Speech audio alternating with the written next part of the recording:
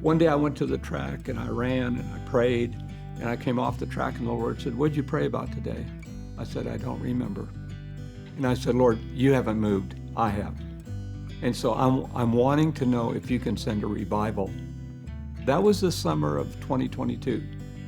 In October, late October, the Lord asked me a question just out of the blue at the track one day. He said, "Are you willing to walk into a wilderness?" I said, "Are you going with me?" He said, "I will be with you." A week later, my doctor's office called and said, "We need an x-ray, we need a CT of your right lung."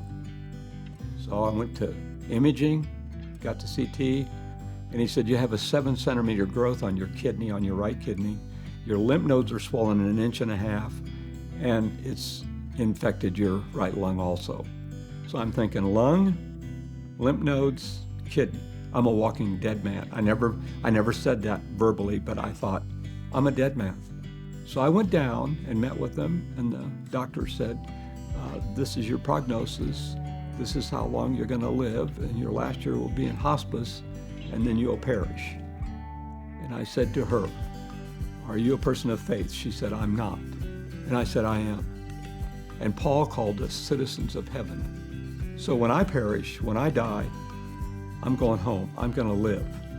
Anyway, I started taking 2 chemo pills a day, going in every 21 days for an IV.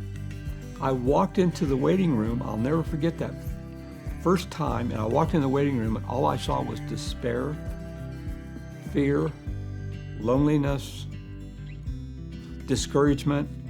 And the Lord said, "Go."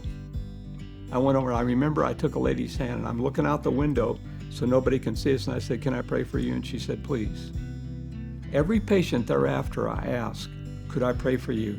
They all said, "Please."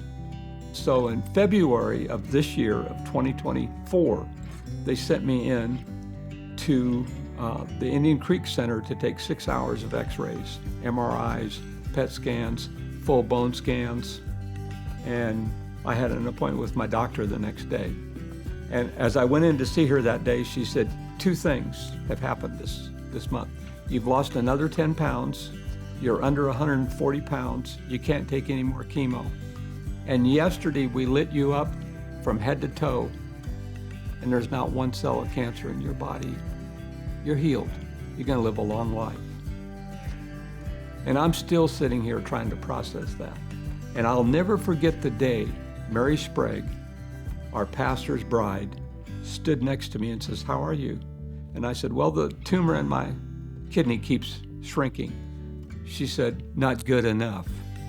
And she actually prayed that day, "Lord, take every cell of cancer out of Darwin from the top of his head to the soles of his feet." Can you believe that? She prayed that. And that's exactly what the doctor said to me. "We can't find a cell of cancer from the head, the top of your head to the soles of your feet." So I want you to know today, if you're discouraged, if you're down, if you're distracted, if you're lonely, if you think life can't work, it can because of Jesus. He is the Alpha and the Omega. He knows everything from the beginning to the end. It's at the cross where we get our self-worth, where we get our identity and our purpose is at the foot of the cross from Jesus. So I had tried a lot of things in life, but you know what I finally found out? Only Jesus can save me, can restore me, can fulfill me. That's the essence of life, is Jesus fulfills. Only Jesus can fulfill.